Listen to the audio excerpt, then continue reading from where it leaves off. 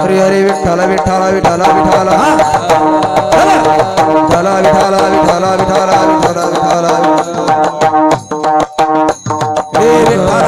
विठ्ठल विठ्ठल हे विठ्ठल विठ्ठल विठ्ठल विठ्ठल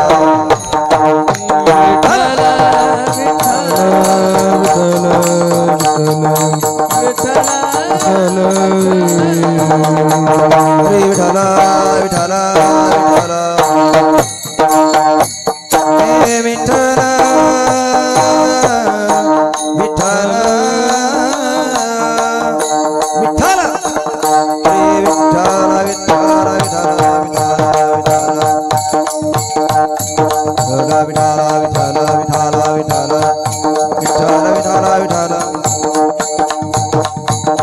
विठ्ठल विठ्ठल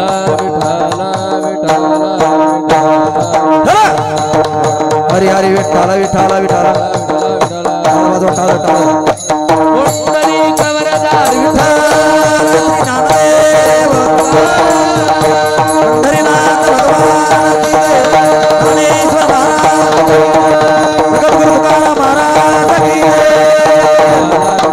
समर्थ सद्गुरु श्री गजानन महाराज की विठ्ठल विठ्ठल विठ्ठल विठ्ठल विठ्ठल विठ्ठल विठ्ठल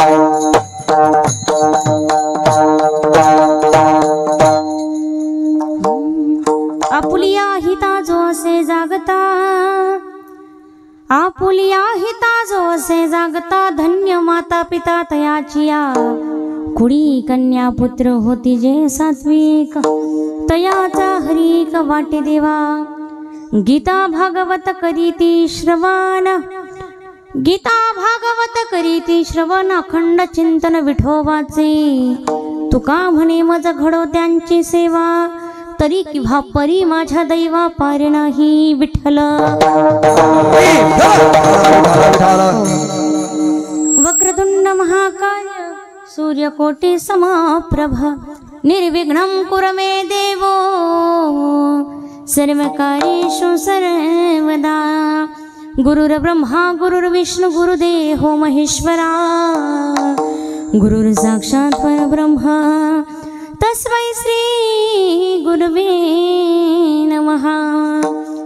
महायोगपीठे तटे भीमरथ्यं, वरं पुंडरीकाय धातुं मुनीन्द्रे, समागत्य तिष्ठं तमानन्दकन्दं, परब्रह्मलिंगं भजे पांडुरंगं। पांडुरंगाकरो प्रथम नामन, पांडुरंगाकरो प्रथम नामन, पांडुरंगाकरो प्रथम नामन, पांडुरंगाकरो प्रथम नामन।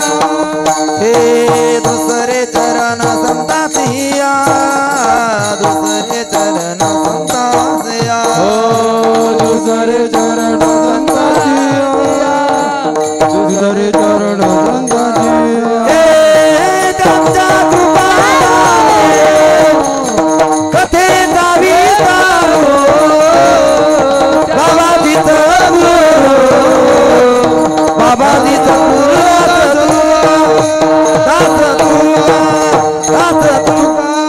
पांडुरंगा करू प्रथम नमन, दुसरे चरण संतांचिया, त्यांच्या कृपा जाणे कथेचा विस्तारू, बाबाजी सद्गुरु दास तुका, कलावज्ञ जीवोधरार्थावतारम, कलांकं तेजोधिका मोदी वक्रम, खलानिशवादापणोधारी दक्षम, समाधिस्थ मूर्तिं भजे ज्ञानदेव। ओम नमो ज्ञानेश्वरा, ओम नमो ज्ञानेश्वरा,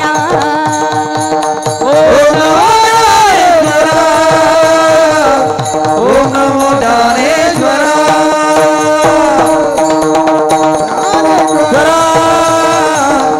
ओम नमो ज्ञानेश्वरा, करुणा करा दयाळा, तुझा तुझा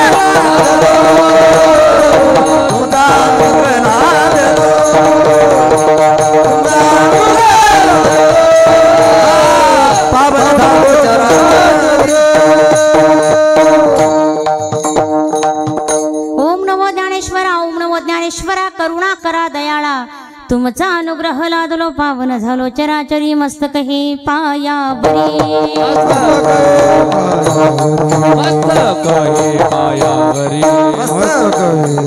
यावर करे संतांचा यावर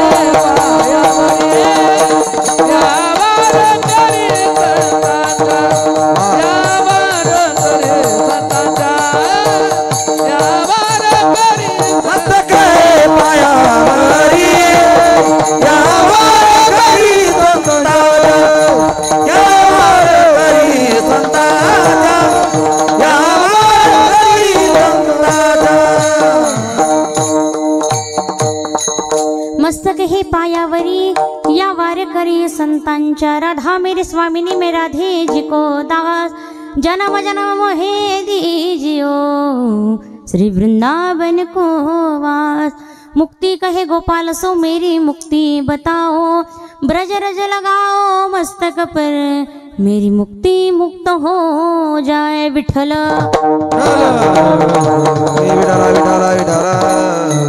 आपुलिया हिता जो असे जागता धन्य माता पिता तयाची कुडी कन्या पुत्र होती जे सात्विक तयाचा हरिक वाटे देवा गीता भागवत करीती श्रवण अखंड चिंतन विठोबाचे तुका म्हणे माझा घोडो त्यांची सेवा तरी माझ्या दैवा पार नाही प्रस्तुत प्राप्त प्रसंगी आणि प्राप्त स्थळी कीर्तन रूपे सेवेकरिता घेतलेला भंग जगद्गुरु जगद्वंदनीय वैराग्याचे मूर्तिमंत पुतळे देहू निवासे की ज्यांच्या नामाने काळ सुद्धा थराथर कापायचा तुकाराम नाम घेता कापे यमशी असणारे जगद्गुरु देहू निवासी तुकोबारा यांचा उत्कृष्ट असं सर्वांच्या पाठातील 4 चरणाचा अभंग आज आपण सेवेकरिता घेतला आहे विठ्ठल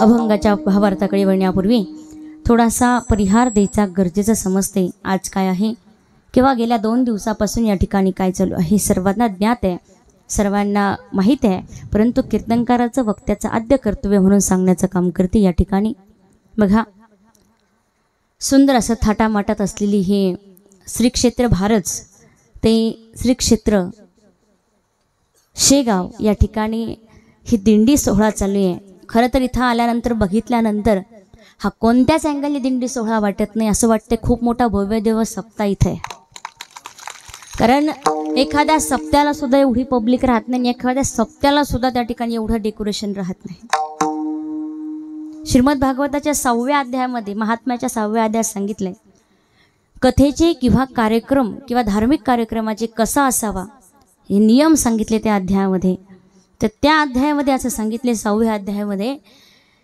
की ज्याप्रमाणे आपण एखाद्या लाडक्या पोरीचं लग्न जितकं थाटामाटात करतो तितका थाटामाटात सप्ताह करा ज्याप्रमाणे आपण एखाद्या लाडक्या मुलीच्या लग्नाकरता जितके पाहुणे रवळे आपण आधी 8 दिवस आधी 15 दिवस आधी बोलवतो तितके सप्ताह करता बोलू हा मला सांगायचं तुम्हाला एवढंच आहे का हा एका मोठा सुंदर असा भव्य दिव्य सप्ताह या ठिकाणी वाटतोय आनंदाची गोष्ट आहे आणि तुमच्याकडे बघून तर मला वाटते तुम्ही बिलकुल थकलेले नाहीये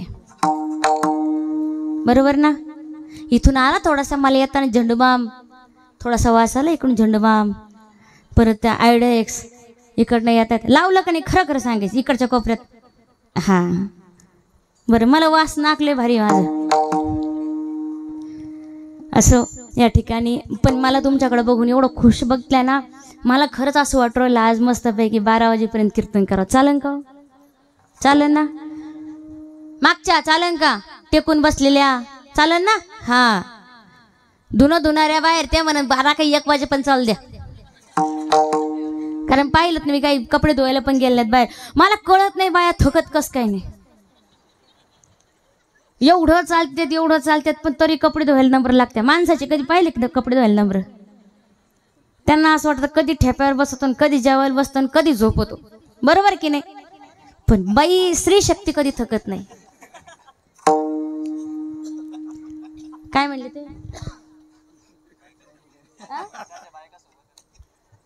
असं आहे का पण या ठिकाणी ऐका यांच्यापैकी ज्याच्या बायका सोबत असेल ते हसलेत ना तुम्हाला यांच्यापैकी ज्यांच्या बायका तुमच्या सोबत असेल, म्हणजे तुमच्या सगळ्यांसोबत असेल, त्यांनी एकीने उद्या परवा कोणाचेच कपडे धुवायचे नाही,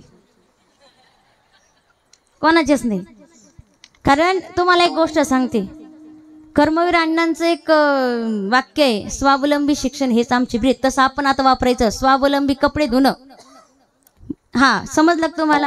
आपल्या आपल्या हाताने कपडे धुवायचे आणि आपल्या आपल्या हाताने सरकायचं. असो, मी तुम्हाला सांगत होते की इतकं सुंदर थाटामाटात त्या ठिकाणी वातावरण आहे, खूप आनंद वाटला. आणि आनंदाची गोष्ट आहे, इतकी पब्लिक जर या ठिकाणी एवढ्या उन्हात चालत असेल तर खरंच भगवंताचे तुमच्यावर आशीर्वाद आहे, आनंदाची गोष्ट आहे. असो, या ठिकाणी सुंदर प्रकारे आयोजन नियोजन केलं आणि सर्व गावकरी मंडळींनी या ठिकाणी मला आमंत्रित केलं. मला वाटतं भारजमध्ये माझं एक कीर्तन झालेलं आहे. हां, म्हणून मला सर्वांनी आल्या आल्या ओळखलं. मी जरी चेहऱ्यानेशी ओळखलं असेल पण नावानेशी मला सगळ्यांनी ओळखलं, म्हणून त्या ठिकाणी सर्वांचे आभार. आणि या ठिकाणी असंच कार्य, आणि मेन म्हणजे तुम्हाला सांगू का, आल्या आल्या मला या ठिकाणी कळलं मंडपाचे कलर तुमच्या साड्यांचे लोकांचे कलर एकच झाले, तो मॅचिंग मॅचिंग आहे सगळेजण. तुम्ही ठरवून आलेत का?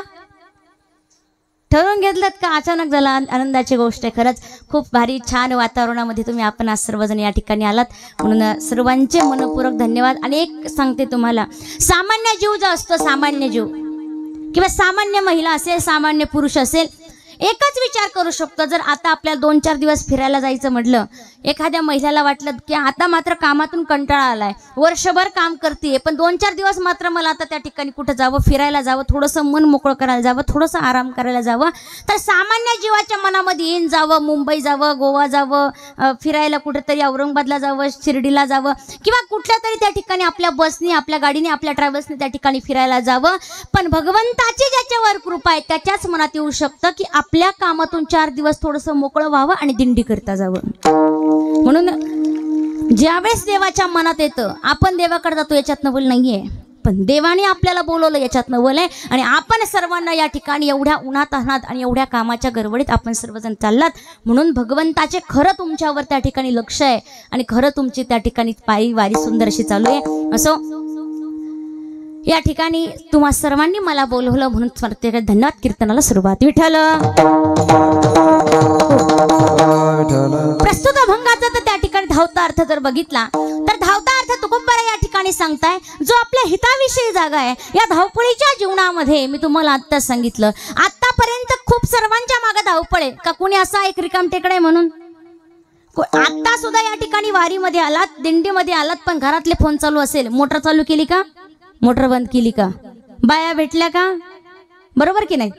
एवढं माणसांचं पुरुष मंडळ बरोबर आहे का चुकीचं आहे? कोणीच रिकामं नाहीये, प्रत्येक जण त्या ठिकाणी या धावपळीच्या जीवनामध्ये आहे, या कलियुगामध्ये आहे.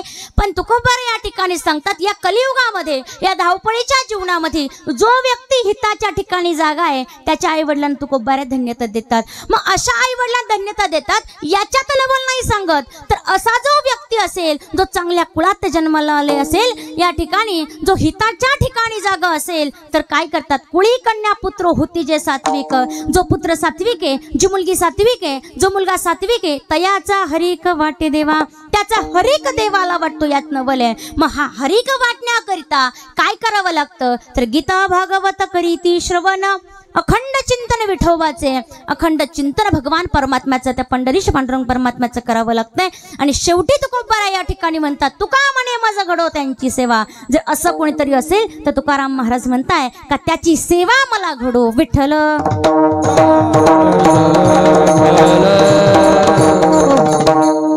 ते माईकचं पण म्हणे लवकर लवकर आवर, भुका लागलेत. असं बघा, आपण सर्वजण ऐकतोय की अभंग फार सोपा आहे. आपुलिया म्हणजे आपलं, दुसरा शब्द हिता, आपुलिया हिता, जो असे जागता. तुकोबरायांना असं काहीही म्हणता आलं असतं की आपुलिया हिता, कोणी असं जागता असं म्हणता आलं असतं, पण असं म्हटले का ते नाही. जो असे जागता, धन्य माता पिता तयाची. पहिली गोष्ट म्हणजे आपल्याला हित काय आहे हे आपल्याला जाणून घ्यायचे. हित म्हणजे हित म्हणजे नेमकं काय, तर हे आपल्याला जाणून घ्यायचे. अभंग सोपा आहे, अभंग प्रत्येकाच्या पाठातील आहे, पण हिताच्या ठिकाणी जागा राहायचं म्हणजे हित म्हणजे नेमकं काय. तर कोणी कशात हित मानतं, तर कोण कशात हित मानतं. आता कुणाला असं वाटलं असेल आपण ह्यावेळेस सरपंच झालो, पुढच्या वेळेस आमदारकीला उभं राहून आमदार झाल्यानंतर आपलं हित आहे. कुणाकुणाला असं वाटत असेल टू व्हीलर घेतली, पण ज्यावेळेस आपण फोर व्हीलर घेऊ, ज्यावेळेस 4 चाकी गाडी घेऊन, त्यावेळेस आपलं हित आहे. कुणाकुणाला असं वाटेल आपला बंगला हो का ना हो, पण याचा नाही झाला पाहिजे, याच्यात आपलं हित आहे. कोणाकोणाला असं वाटेल याने फोर व्हीलर घेतली, त्याच्यात मला आनंद नाहीये, पण मी त्याच्यापेक्षा मोठी गाडी कधी घेईन, याच्यात माझं हित आहे. हिताच्या प्रत्येकाच्या परिभाषा वेगवेगळ्या आहे. हित व्हावं प्रत्येकाला वाटतं, पण हिताच्या ज्या व्याख्या आहे, हित जे आहे हे प्रत्येकाचं वेगवेगळे. पण हे जे हित आहे, आपण जे हिताची व्याख्या करतोय, ही हिताची व्याख्या नाशिवंत आहे. हे हित कधीतरी नासणार आहे. हे हित तुमचं होणार, पण ते होण्याआधी एकतर तुम्ही तरी जाणार, नाही तर ते हित तरी नाहीस होणार, किंवा हे हित तरी निघून जाणार. हे नाशिवंत हित आहे. पण मग मला सांगायचं असं आहे, तुम्ही हिताच्या ठिकाणी जागा राहा. मग हित नेमकं तरी काय, तर मी तुम्हाला सांगते, हित ते करावे देवाचे चिंतन, करून या मन एक निध किफा शुद्ध व्हावे. हित ते करावे, सुंदर सांगितलंय. कशाचं? भगवंताच्या चिंतनात हित सांगितलंय, देवाच्या नामस्मरणात हित सांगितलंय. हित कशा सांगितलंय, तर आपण ज्या भगवंताच्या नामात या ठिकाणी आलोय, किंवा ज्या करिता आपला हा देह आहे ना, त्याच्यामध्ये हा देह वापरत असताना, हा देहामध्ये राहत असताना भगवंताच्या नावात आपलं जीवन त्या ठिकाणी व्यतीत करणं, याच्यात हित सांगितलंय. पण आपण करतो का हे? नाही करत. मला सांगा, या दिंडीमध्ये फक्त भारजमधल्याच महिला आहे का आसपासच्या आहे? आसपासच्या पण आहे, बरं.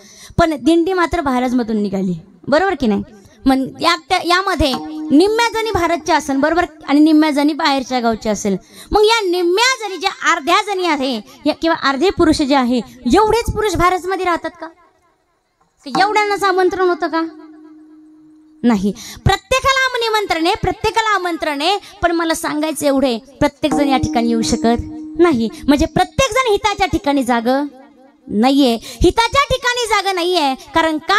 तर आपण जो आहे, हा देह जो आहे, आपलं जे शरीर आहे, हे शरीर आपण संपूर्ण संसारात गुंतून टाकलंय, आणि या संसारात गेल्यानंतर आपण हिताच्या ठिकाणी जागा राहू शकत नाही, किंवा हित आपल्याला कशात आहे हे आपल्याला कळत नाही. मग हित कशात आहे, तर फक्त भगवंताच्या चिंतनात आहे. हित कशात आहे, तर फक्त साधू संतांच्या चरणामध्ये. हित कशात आहे, फक्त साधू संतांच्या संगतीमध्ये आपलं हित आहे. आणि आपण या ठिकाणी आपला जो देह आहे, हा देह फक्त कशासाठी मिळालाय, तर हिताकरिता हित जागण्याकरिता मिळालाय. आणि हित जागणं म्हणजे काय, तर भगवंताचं चिंतन आहे. मग ऐका, देवे दिला देह भजन घोमटा, तो या झाला फाटावा धिकेचा. देवाने जो हा देह दिलाय, हा फक्त भजनाकरिताच दिलाय, आणि जो देह भजन करतो तो हिताच्या ठिकाणी जागा आहे. आम्ही भजन करतो का? नाही करत. आम्ही काय करतो? आम्ही या संसारात एवढं गुंतलो की या संसार सोडून आम्हाला दुसरं काहीच दिसत नाही. पण या संसारात काहीच नाहीये. या संसारात फक्त हा दुःख रूपी संसार आहे. या संसार नगरी बाजार भरला भाई, या संसार नगरी बाजार भरला भाई, या संसार नगरी बाजार भरला भाई, या संसार नगरी बाजार भरला भाई. यात सुख नाही, यात सुख नाही, यात सुख नाही, यात सुख नाही, यात सुख नाही, यात सुख नाही, यात सुख नाही, यात सुख नाही. या संसार नगरी बाजार भरला भाई, या संसार नगरी बाजार भरला भाई.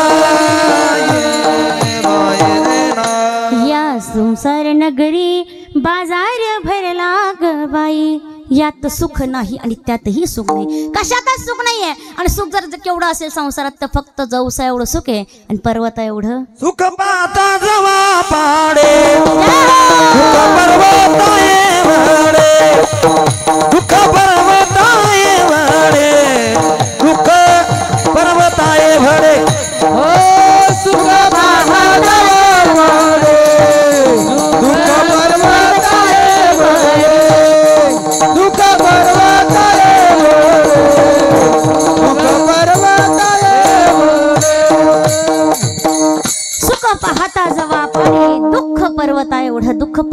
एवढे तरी सुद्धा आम्हाला संसार प्रिय आहे. पण ऐका तुकोबराया सांगतात या संसारात राहा पण संसारी असावे नासुनी नसावे. भजन करावे वेळोवेळा भजन वेळोवेळा करा. हे संसार फक्त तुम्हाला एक साधन आहे. पण ऐका तुमचा जो हा देह आहे हा फक्त भजनाकरिता आणि फक्त देवाच्या नामस्मरणाकरताच मिळाला आहे. आणि ते नामस्मरण तुम्ही करा. आणि जोपर्यंत तुम्ही नामस्मरण करत नाही तोपर्यंत तुम्ही हिताच्या ठिकाणी जागे राहत नाही. म्हणून काय करा तर तुम्हाला हिताच्या ठिकाणी जागे राहायचं असेल तर तुम्हाला काय करावं लागेल तर तुम्हाला जागं राहावं लागेल. काय करावं लागेल. मग तुम्ही मला म्हणाल ताई आम्ही दिवसभर जागच राहतो मग याला जागं म्हणतात का. नाही. जागणं म्हणजे काय हित तर आपल्याला कळालं. काय अभंगाचा मेन पॉइंट आपल्याला कळाला की आपुलिया हिता.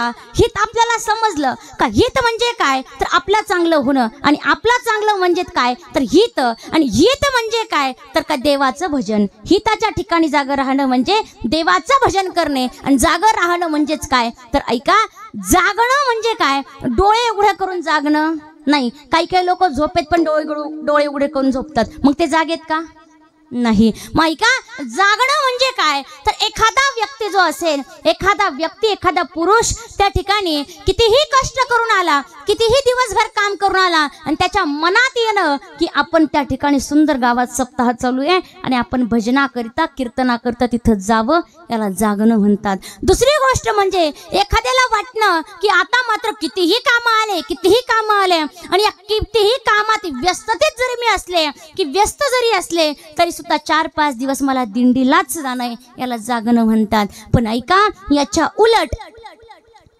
याच्या उलट रात्री 2-2 वाजेपर्यंत टीव्ही पुढे मोबाईल पुढे डोळे फाडून बघणं याला जागी असून सुद्धा झोपलेलं म्हणतात.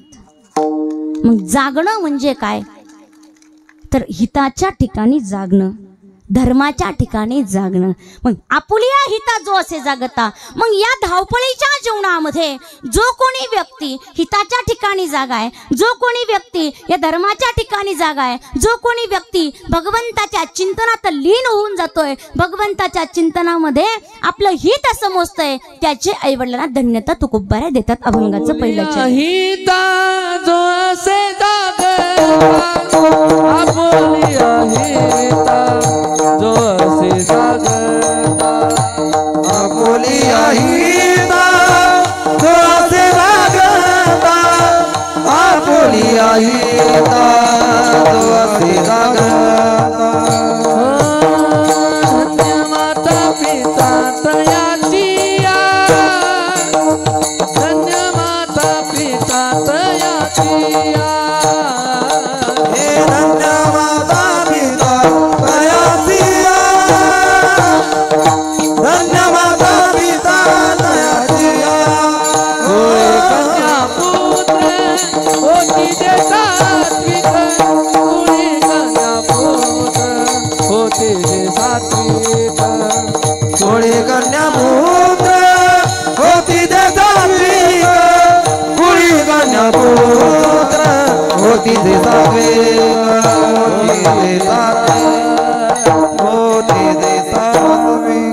आपुलिया हिता जो असे जागता धन्य माता पिताचिया. ऐका जो हिताच्या ठिकाणी जागा आहे त्याला धन्यता देतात. कोण त्याच्या आईवडिलांना धन्यता देतात. तुकोबराया सांगताय जो व्यक्ती या कलियुगामध्ये हिताच्या ठिकाणी जागा आहे त्याच्या आईवडिलांना तुकोबराया धन्यता देतात. एकाने प्रश्न केला की तुकोबराया जो व्यक्ती या धावपळीच्या जीवनामध्ये या सगळ्या व्यस्ततेच्या जीवनामध्ये हिताच्या ठिकाणी जागा आहे मग त्याला धन्यता द्यायचं सोडून त्याच्या आईवडिलांना धन्यता का देतात. ज्याने महिनाभर काम केलं ऐका ज्याने 1 तारखेपासून 30 तारखेपर्यंत काम केलं मग त्याला पगार द्यायचं सोडून त्याच्या आईवडिलांना पगार का देतात. आता समजलं. म्हणजेच ज्याला त्या ठिकाणी ज्याला जो हिताच्या ठिकाणी जागा आहे त्याला धन्यता द्यायचं सोडून त्याच्या आईवडिलांना धन्यता का देतात तर त्या ठिकाणी तुकोबराया सांगतात का जीवनामध्ये तुम्ही चांगलंही काम केलं आणि वाईटही काम केलं तर नाव मात्र आईवडिलांचं होणार आहे नाव मात्र मायबापाचंच होणार आहे. जीवनामध्ये तुम्ही खूप काहीतरी उच्च स्थानावर जा. एखादा 10वी 11वी 12वी मध्ये नंबर येऊ द्या त्या मुलाला कोण नाही ओळखत. आणि ज्यावेळेस बॅनर फ्लेक्स त्या ठिकाणी गावात लागतात, नंबर आल्या म्हणून अभिनंदन, तर लोक त्या मुलाचं नाव नाही घेत, याचा तो मुलगा आहे. पण याच उलट एखादी मुलगी किंवा एखादा मुलगा त्या ठिकाणी वाईट कृत्य करून गावातून निघून गेले, त्या मुलाला आणि त्या मुलीला कोणी ओळखत नाही. लोक म्हणतात याची ती मुलगी आहे किंवा हिची ती मुलगी आहे. तुम्ही वाईटही काम केलं आणि चांगलंही काम केलं तरी सुद्धा नाव कुणाचं होणार आहे? आई वडिलांचंच होणार आहे. सावता माळ्यांचं जे चरित्र जर ऐकलं तर त्या ठिकाणी नामदेवरायांनी सावता माळ्यांसाठी म्हटले, सावता सागर प्रेमाची अगर, धन्य त्याची माता धन्य त्याचा पिता, साठविला दाता त्रैलोक्याचा. का? आई वडिलांनाच धन्यता देणार आहे. मग आई वडिलांना धन्यता द्यायचं असेल तर दिल्यानंतर ते मुलं आणि ती मुली कसे असावे, त्यासाठी पहिलं आपल्यालाही त्याच्या ठिकाणी जागा राहावं लागेल. मग ही मुलगी आणि मुलगा कसा असावा तर त्या ठिकाणी सांगितलंय सात्विक पुत्र असावा आणि सात्विक पुत्री असावी. मग सात्विक पुत्र असण्याकरता आणि सात्विक मुलगी असण्याकरता काय करावं लागतं तर पहिलं हिताच्या ठिकाणी जागा राहावं लागतं. म्हणजेच काय, हा देह आपल्या ज्यासाठी मिळालाय त्या देहात ज्याच्यासाठी मिळालाय फक्त भजनाकरता हे भजन आपल्याला करावं लागेल. आणि हे भजन जर का आपण त्या ठिकाणी केलं तर आपल्याला त्या ठिकाणी काय होईल, सात्विक पुत्र जन्माला येईल आणि सात्विक पुत्री त्या ठिकाणी जन्माला येईल. मग असे कोण आहे, असं कोणाला आदर्श त्या ठिकाणी ठेवलं पाहिजे की पुत्र कसा असावा, पुत्री कशी असावी, मुलगा कसा असावा, मुलगी कशी असावी, तर त्या ठिकाणी सांगितलं गेलं की मुलगी पहिले सांगितली कुळी कन्या. काय कन्या कशी असावी तर जैसी मीरा आणि मुक्ताई. कशी सांगितली कन्या, मीराबाईंसारखी कन्या असावी. बघा मीराबाईंचं चरित्र जर त्या ठिकाणी बघितलं, आपण देवाकडे जातो यात नवल नाहीये. काय आपण देवाकडे जातो यात नवल नाही, देवाने आपल्याकडे यावं याच्यात नवल आहे. मग ही कन्या कशी आहे, ही मीराबाई कशी आहे तर ऐका, ज्यावेळेस स्वतःच्याच बापाने विषाचा प्याला त्या ठिकाणी पाठवला तरी सुद्धा काही घाबरली नाही. कारण ज्याच्यासाठी मी जगतीये, ज्याचं भजन मी या ठिकाणी करतीये, तोच मला वाचवायला या ठिकाणी येणार आहे. म्हणून विष का प्याला राणाजीने भेजा, पीबत मीरा नाचिरी. नाचूंगी नाचूंगी नाचूंगी नाचूंगी नाचूंगी नाचूंगी नाचूंगी नाचूंगी नाचूंगी नाचूंगी, हरि गुण गावत नाचूंगी नाचूंगी, हरि गुण गावत नाचूंगी. नाचूंगी नाचूंगी नाचूंगी नाचूंगी नाचूंगी नाचूंगी नाचूंगी नाचूंगी नाचूंगी, हरि गुण गावत नाचूंगी, हरि गुण गावत नाचूंगी. नाचूंगी नाचूंगी नाचूंगी नाचूंगी नाचूंगी. काय करेल, हरि गुण गावत नाचूंगी नाचूंगी, हरि गुण गावत नाचूंगी. काय करेल तर त्या ठिकाणी भगवंताच्या नामात मी तुम्हाला काय करायचं करा, पण मी भगवंताच्या नावात त्या ठिकाणी नाचणार, गाणार आणि त्या भगवंताचं चिंतन करणार. बापाने त्या ठिकाणी काय करा, विषाचा प्याला पाठवला आणि विषाचा प्याला पाठवून त्यावेळेस त्या मीराबाईने मागचा पुढचा विचार न केला. कारण का तर सर्वत्र त्या ठिकाणी भगवंत भगवंत गोपाल कृष्ण जय श्री कृष्ण जय श्री कृष्ण जय श्री कृष्ण म्हणत होते. आणि प्रत्येकाच्या हृदयात प्रत्येकाच्या ठिकाणी प्रत्येक वस्तूत निर्जीव असं सजीव असं फक्त श्रीकृष्णच तिला दिसत होते. म्हणून तिला वाटलं की हे काळा वेश जरी असेल तरी काळ्या स्वरूपात माझा भगवान परमात्मा मला भेटायला आला असेल. मागचा पुढचा न विचार करता तिने ते प्राशन केलं. पण ऐका, त्या विषाचं अमृत त्या ठिकाणी झालं. पण ती मीराबाई त्या ठिकाणी सांगती, ब्रज के नंदलाला, ब्रज के नंदलाला, ब्रज के नंदलाला, श्री राधा जो के सावरिया, सब दुख दूर हुए जब तेरा नाम लिया, ब्रज के नंदलाला. मीराबाई म्हणते, मीरा पुकारे तुम्हें गिरधर गोपाला, बन गया मरूत मैं, विष का भरा प्याला, विष का भरा प्याला, कौन मिटाए उसे जिसे तूने दाख दिया। सब दुख दूर हुए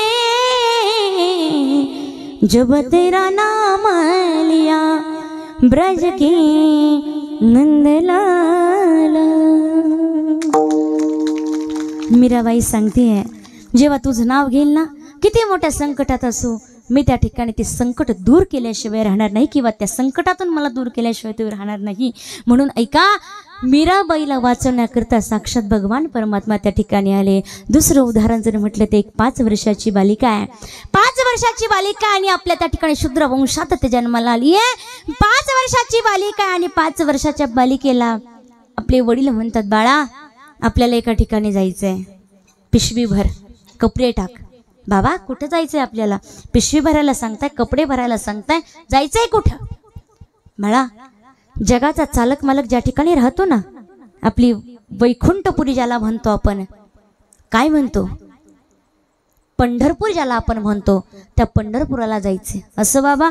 पण त्या पंढरपूरला राहतं कोण बाबा? सांगितलं, जगाचा चालक मालक पंढरीश पांडुरंग परमात्मा त्या ठिकाणी राहतो, आपला बाप त्या ठिकाणी राहतो. असं का? ठीक आहे. त्या छोट्याशा 5 वर्षाच्या मुलीने आपली पिशवी भरली, कपडे भरले आणि त्या ठिकाणी निघाल्यानंतर बाप आणि मुलगी ज्ञानोबा तुकाराम ज्ञानोबा तुकाराम ज्ञानोबा तुकाराम म्हणत म्हणत म्हणत म्हणत पंढरपुरापर्यंत पोहोचले.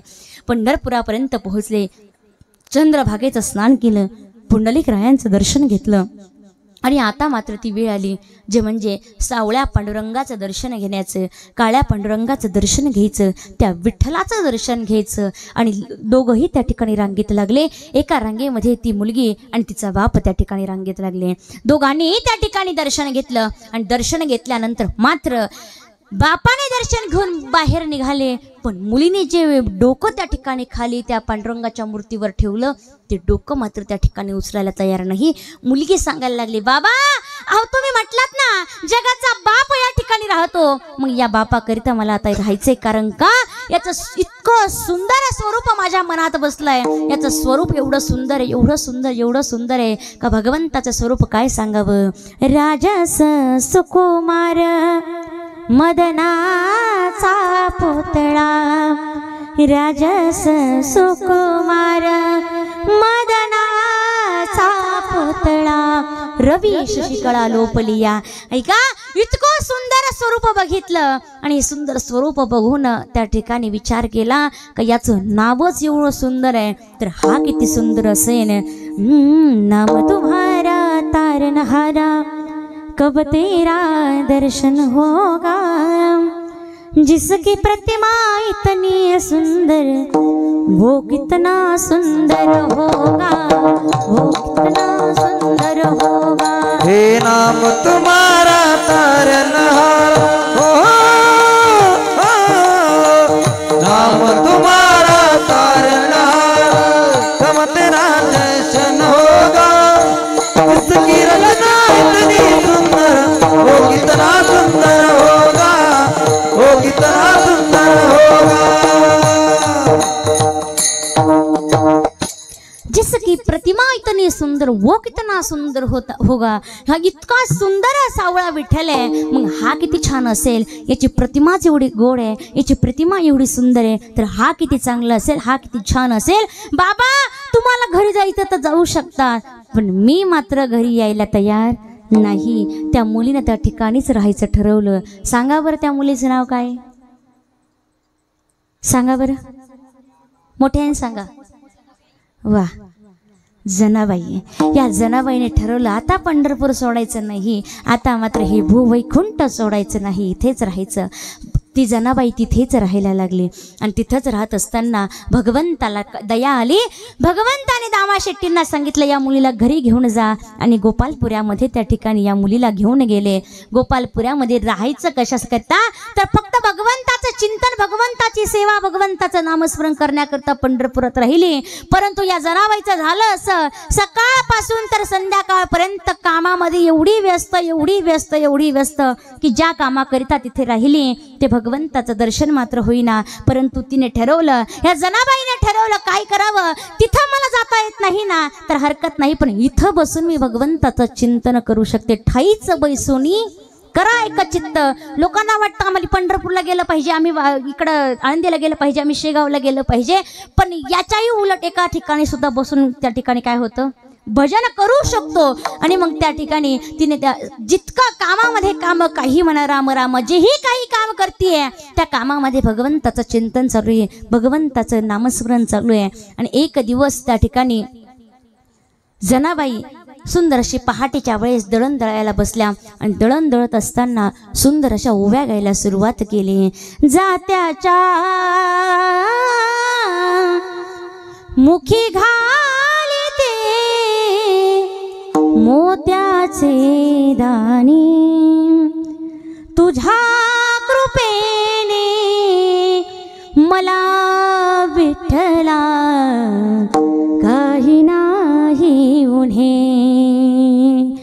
तुझ्या कृपेने मला विठ्ठला काही नाही उन्हे. ज्यावेळेस असं म्हटलं, इतक्या सुंदर त्या ठिकाणी ओव्या गात असताना भगवान परमात्म्याने काय करावं, पहाटेची वेळ आहे आणि या पहाटेच्या वेळी राऊळ सोडून दिलं आणि राऊळ सोडून त्या ठिकाणी जनाबाईच्या ओव्या ऐकायला आणि दळण दळू लागायला बसले.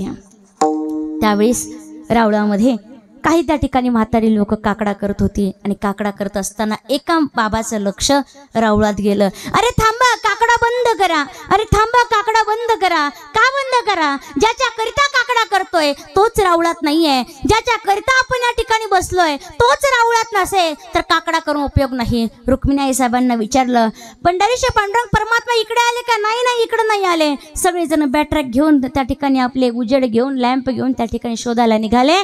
शोधत असता त्या ठिकाणी गोपाळपुऱ्यापर्यंत आले आणि गोपाळपुऱ्यामध्ये ज्या वेळेस जनाबाई दळण दळते आणि त्यांच्या समोर पंढरीचे पांडुरंग परमात्मा बसले हे बघितल्यानंतर सगळी ते म्हातारी लोक तिथे आली आणि सांगितलं का, हो तुम्ही, आम्ही तुमच्यासाठी एवढ्या पहाटे थंडी गाठ्याचं काकडा करतो आणि तुम्ही इथं येऊन इथं दळण दळू लागताय, उद्यापासून काकडा बंद. असं म्हटल्यानंतर भगवंताने सांगितलं, नाही नाही नाही, उद्यापासून येणार नाही.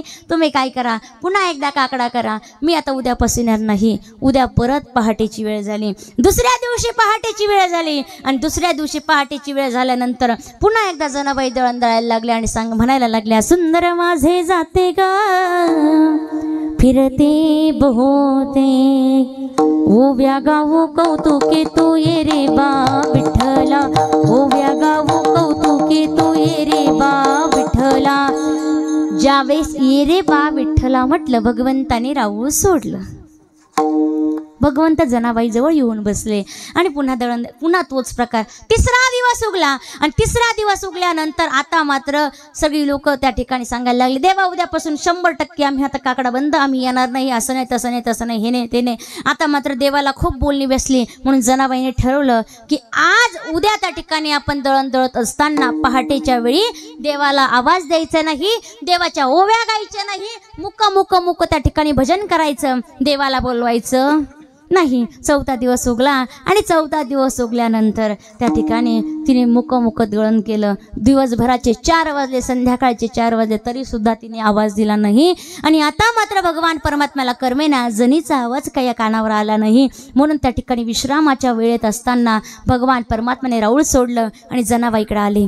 जनाबाईला विचारलं, का ग जनाबाई, अगं आज सकाळपासून तुझा आवाज ऐकला नाही, आज पहाटे तू ओव्या गायला नाही, काय कारण? तिने सांगितलं, देवा माझ्यामुळे तुला जर त्या ठिकाणी शिव्या येत असेल, बोलणी खात असेल तर माझा दळण करून तुझं नामस्मरण करून काहीच उपयोग नाही. माझ्यामुळे मला कोणीही काही बोललं तरी चालेल, पण माझ्यामुळे तुला त्या ठिकाणी बोलणी भेटली पाहिजे नाही. म्हणून भगवंताने जनाबाईला समजावून सांगितलं, जनाबाई एक काम कर ना, मी भक्ताकरिता काहीही करायला तयार आहे. जो माझ्यावर कळकळून प्रेम करेल मी त्याच्याकडे त्या ठिकाणी भरभरून त्याला मी आशीर्वाद देईन, भरभरून त्याच्याकडे जाण्याची मला ओढ आहे. ज्याप्रमाणे भक्ताला माझ्यापर्यंत येण्याची ओढ आहे, त्याचप्रमाणे मलासुद्धा चांगल्या भक्ताची गरज आहे, मलासुद्धा चांगल्या भक्ताची ओढ आहे. असं म्हटल्यानंतर जनाबाईला सांगताय, काका जनाबाई मी भक्ताकरिता काहीही करायला तयार आहे. एक काम कर ना, तू विठ्ठलाच्या स्वरूपात न बोलवता दुसऱ्या अनंत अवतार मला घेता येतात. तू कुठल्याही अवतारात मला बोलव, मी कुठल्याही अवतारात तुला भेटायला येईन, पण तू तुझ्या ओव्या, तू तुझं भजन मात्र बंद करू नको. 5वा दिवस उगला आणि सुंदर अशी त्या ठिकाणी दळायला सुरुवात केली. पण भगवंताचे शब्द मात्र कानामध्ये आणि अलगत मुखातून त्या ठिकाणी शब्द बाहेर निघले. ये ग विठाबाई,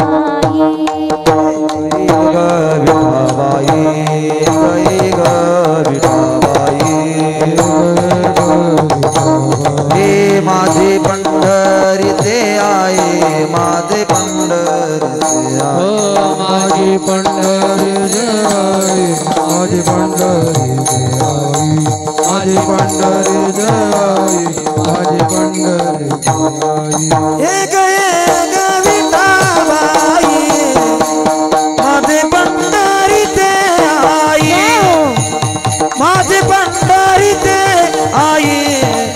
माझे पंढरी ते आई. एक विठाबाई, माझे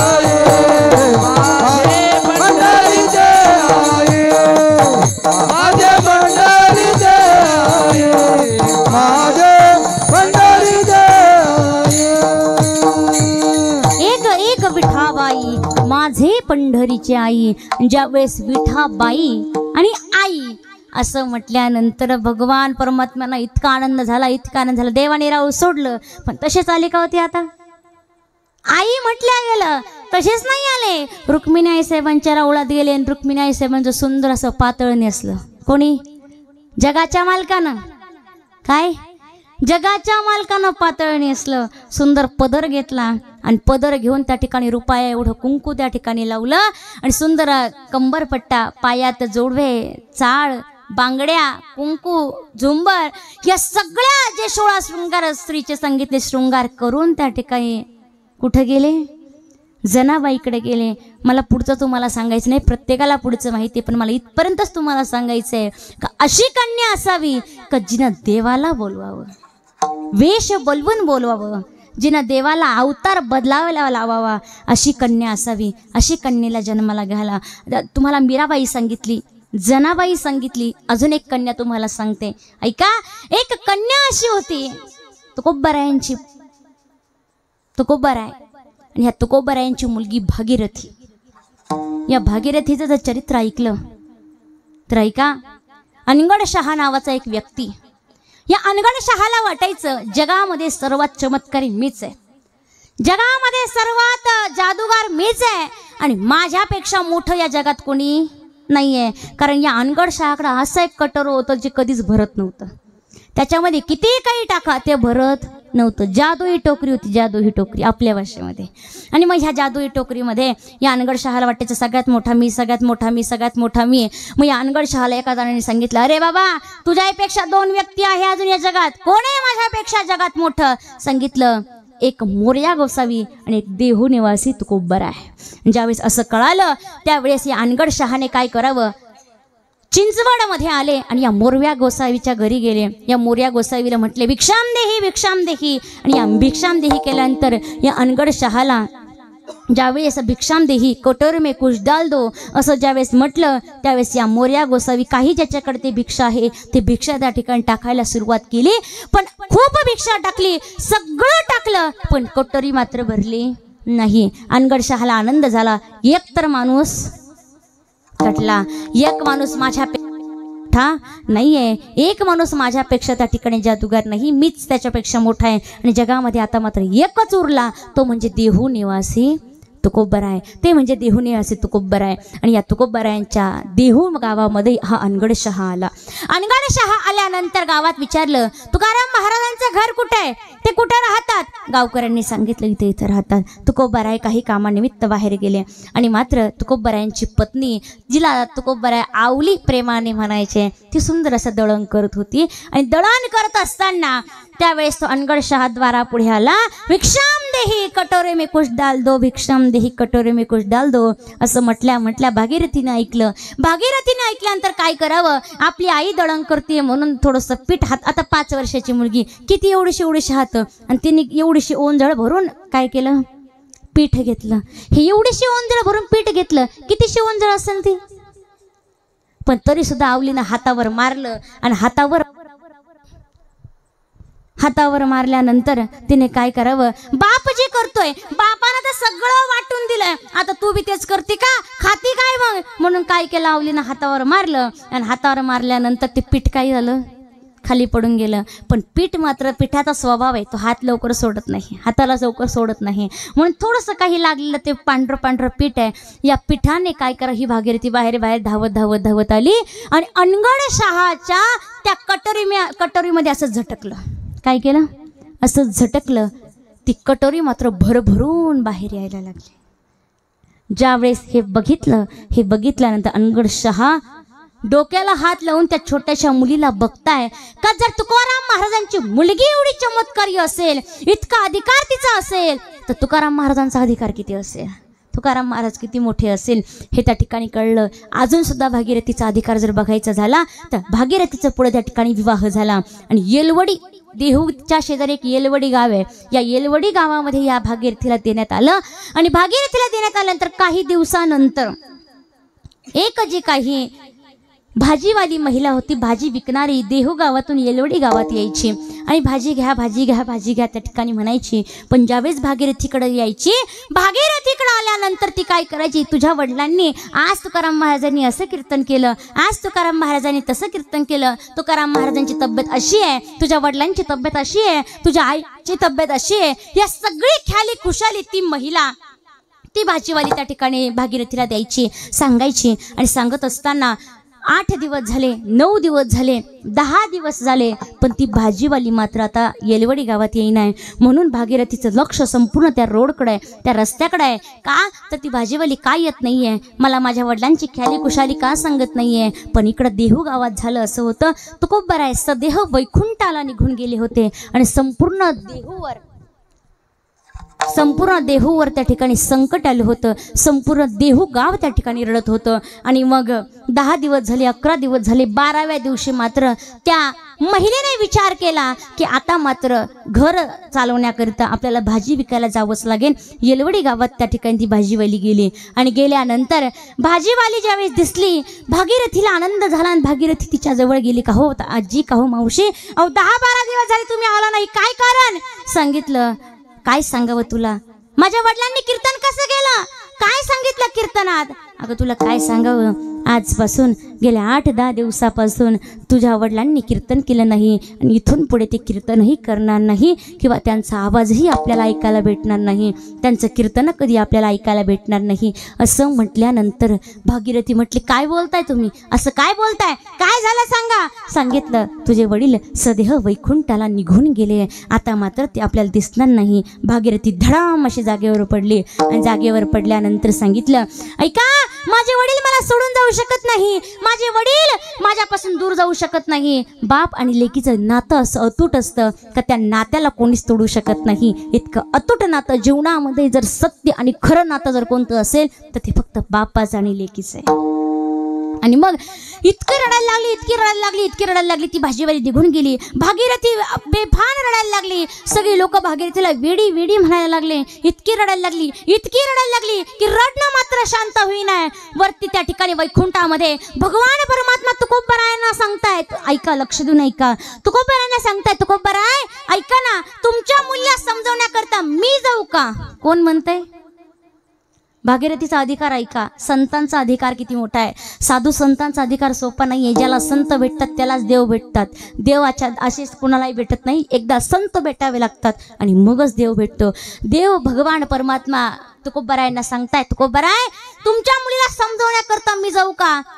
तुकोबरायांनी सांगितलं, देवा माझी मुलगी कुणाचंच ऐकणार नाही, तुम्ही जरी गेले ना तरी सुद्धा ऐकणार नाही. एक काम करा, एक करू द्या ना देवा, एकदा मात्र वैकुंठातून खाली जाऊ द्या ना, 2 मिनिटात फक्त माझ्या मुलीला सांगतो, काही क्षणात मुलीला सांगतो आणि मग त्या ठिकाणी वरती येतो. असं म्हटल्यानंतर मला सांगा, आजपर्यंत वैकुंठात गेलेलं माणूस कधी खाली आलंय.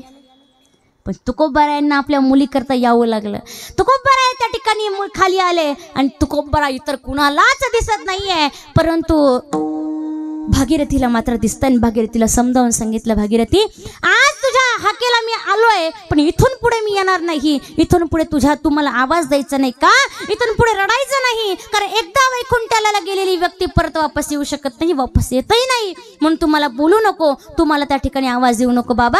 आता इथून पुढे आवाज देणार नाही हो बाबा, पण एक काम करा ना बाबा, फक्त एकदा माझ्या हातचं खाऊन जा. तुम्हाला शेवया आवडतात ना देवा, बाबा तुम्हाला शेवया आवडतात, फक्त एकदा मात्र माझ्या हातून शेवया खाऊन जा. त्या भागीरथीनं सांगितलं, अगं वैकुंठात गेलेला व्यक्ती खाली आल्यानंतर काही खाणार नाही, काही खात नाही, पण भागीरथीच्या प्रेमापुढं तुकोबरायांना खावा लागल्या. त्यावेळेस शेवया गेल्या आणि या शेवयांवर टाकायला दूध पाहिजे होतं, म्हणून दूध शोधण्याकरिता ही भागीरथी इर्द गिर्द शेजारी पाजारी प्रत्येकाला सांगतेय, माझा बाबा आलाय, माझे बाबा आले, वैकुंठातून परत आले. लोक म्हटलं येडी झाली का, गेलेला माणूस कधी वरती खाली येतो का, ही पागल झाली, ही वेडी झाली, वेडी वेडी वेडी. म्हणून त्या ठिकाणी भागीरथीला नाव ठेवायला लागली, हसायला लागली. परंतु तुकोबराय भागीरथीलाच दिसत होते. आणि ज्यावेळेस तुकोबरायांना शेवयाच खाऊ घालायच्या, पण दूध मात्र कोणी द्यायला तयार नाही.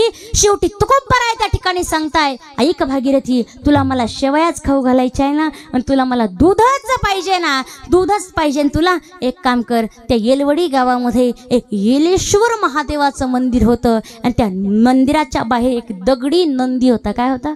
नंदी. या नंदीचं त्या ठिकाणी काय करावं हे तुकोबराय आणि ही भागीरथी या नंदीकडे गेले, आणि दगडी नंदीचं दूध त्या ठिकाणी भागीरथी आणि तुकोबरायांनी काढलं आणि त्या शेवया आणि भात खाऊ घातला. येलेश्वराते पूजिले दूध नंदीचे काढिले, दूध नंदीचे काढिले, दूध नंदीचे काढिले.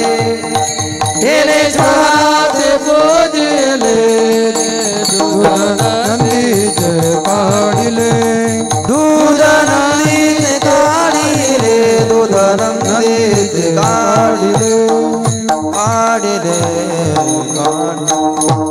त्याचे म्हणणं टाइम झालाय ताई, म्हणून तो सारखं खाली जातोय. येलेश्वरा पूजिले दूध नंदीचे काढिले.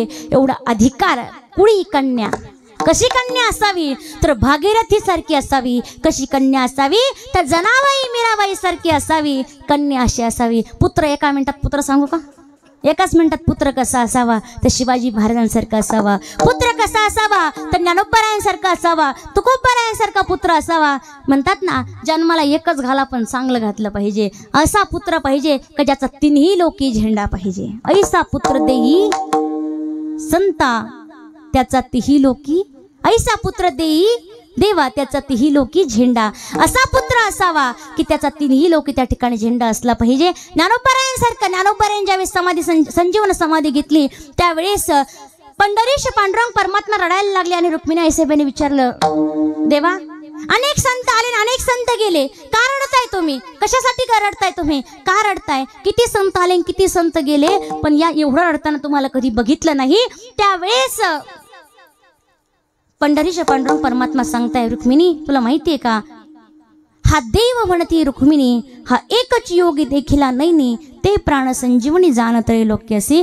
हा एकच असा आहे का तो आणि मी नाही तुझा, तो आणि मी वेगळा नाही आहे. असं एकच संत का जो जगामध्ये कधीच झालेलं नाही आहे, असं एकच संत आहे. रुक्मिणी आईसाहेब रडायला लागल्या. सर्व चरित्र ज्ञानोबरायांचं ज्यावेळेस सांगितलं पांडुरंगाने त्यावेळेस रुक्मिणी आईसाहेब रडायला लागल्या. आणि रुक्मिणीला पांडुरंग विचारताय, भगवान परमात्मा विचारताय, रुक्मिणी अगं माझा तो त्या ठिकाणी प्राण प्रिय होता म्हणून मी रडत होतो, पण तू का रडतीये. तर त्या ठिकाणी रुक्मिणी आईसाहेब सांगताय, मी त्या ज्ञानोबरायांसाठी रडत नाहीये, तर मी त्या ज्ञानोबरायांच्या आई वडिलांकरता रडते. त्या ज्ञानोबरायांची आईची कूस किती पवित्र असावी का जिच्या पोटी ज्ञानोबरायांसारखा पुत्र जन्माला आलाय. म्हणून जीवनामध्ये काय करा तर कुळी कन्या पुत्र होती जे सात्विक, सात्विक पुत्राला जन्माला घाला. आई आपण हिताच्या ठिकाणी जागा राहतो तर त्याच्या आईवडिलांना तुकोबराय धन्यता देतात. याच्यात नवल नाही तर त्या ठिकाणी सात्विक पुत्राला जन्माला घातल्यानंतर देवाला त्याचा हरिक वाटतो. कुळी कन्या पुत्र होती जे सात्विक, तयाचा हरिक वाटे देवा. विठोबा रखुमाई, जय जय विठोबा रखुमाई.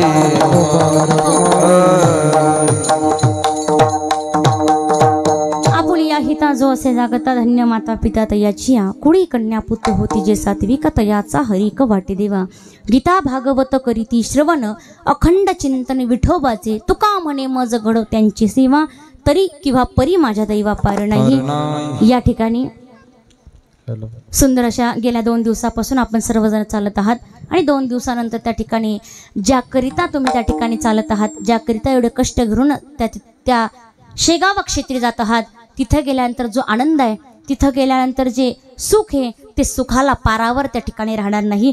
ज्यावेळेस भगवंताला ज्यावेळेस त्या गजानन बाबांना तुम्ही बघणार आहात ज्यावेळेस त्या संतांना बघणार आहात हा गेलेल्या 4 दिवसाचा शिनभाग एका क्षणार्धात तुमचा त्या ठिकाणी निघून जाणार आहे।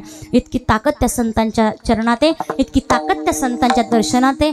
अतिशय थाटामाटात हा उत्सव आपण सर्वांनी साजरा केला आपण सर्वांनी या ठिकाणी सहभागी झालात म्हणून सर्वांना त्या ठिकाणी खूप खूप मनपूर्वक धन्यवाद। त्याचप्रमाणे या ठिकाणी झालेली सेवा भगवान परमात्म्याच्या चरणी अर्पण करते। तत्पूर्वी आपण सर्वजण या ठिकाणी गेल्या कालपासून आणि 3 दिवस अजून 3 दिवस आपण सर्वांना हे सर्व कलाकार मंडळी साथ देणार आहेत असे असणारे आमचे गायनाचार्य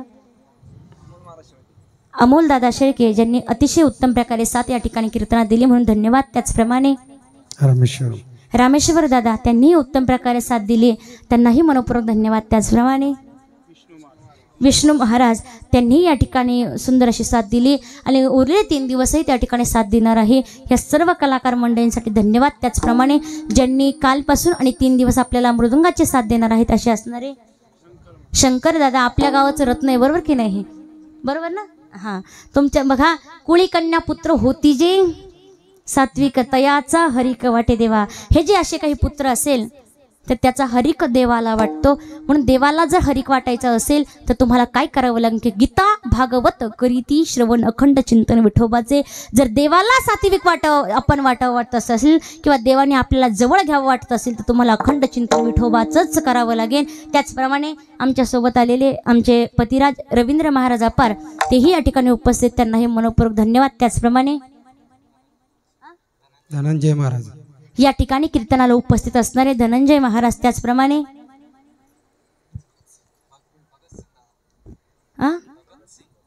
भगतसिंग दादा तेही या ठिकाणी उपस्थित आहे त्यांनाही मनपूर्वक धन्यवाद। त्याचप्रमाणे सर्व कलाकार मंडळी टाळकळी मंडळी यांना धन्यवाद। उत्तम अशी साऊंड सिस्टीम या साऊंड सिस्टीमवाल्या दादांनाही धन्यवाद। त्याचप्रमाणे या ठिकाणी चौकदार असतील आमच्या ताई असेल विना घेऊन उभ्या त्यांनाही धन्यवाद। त्याचप्रमाणे या ठिकाणी कोणत्याच दिंडीमध्ये पाहिलं नाही मी आजपर्यंत एवढी चांगली सिस्टीम आणि त्याचप्रमाणे शूटिंग अतिशय उत्तम अशी या ठिकाणी शूटिंगचा आणि सिस्टीमचं या ठिकाणी काम करताय। या ठिकाणी ज्यांची सुंदर अशी ब्रह्मांड नायक यूट्यूब चॅनल या ठिकाणी सुंदर अशी शूटिंग चालू आहे म्हणून या शूटिंग काढणारे दादा असे असणारे गणेश दादा सोनोने यांनाही मनपूर्वक धन्यवाद असेल। तुम्ही सर्वजण या ठिकाणी शिवाय देत का वैना पण बसल्या काही काही झोपत बसल्या काही काही बसल्या आपल्या बळजबरीत धरून बसवल्या आणि नाही ना असं काही हां मला वाटलं होतं 12 वाजेपर्यंत करावं पण जाऊ द्या आता दया आली मला तुमची म्हणून तुम्ही सर्वजण या ठिकाणी मोठ्या आनंदात बसलात म्हणून धन्यवाद। पुरुष मंडळींनाही धन्यवाद। झालेली सेवा भगवान परमात्म्याच्या चरणी अर्पण करते माझ्या गजानन माऊलींच्या चरणी अर्पण करते। 2 मिनिटं फक्त गजानन माऊलीचं भजन करूया सर्वांनी हात वर करायचे आणि या ठिकाणी सेवा संपन्न होईल। गण गण गणात बोते गण गण गणात बोते गण गण गणात बोते गण गण गणात बोते गण गण गणात गण गण गणात गण गण गणात बोते गण गण गणात गण गण गणात गण गण गणात बोते गण गण गणात बोते गण गण गणात बोते गण गण गणात बोते गण गण गणात बोते गण गण गणात बोते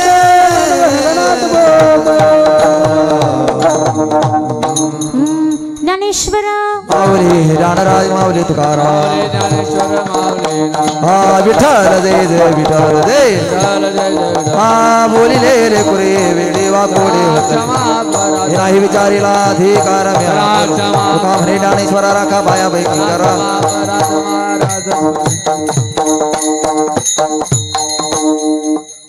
ज्ञान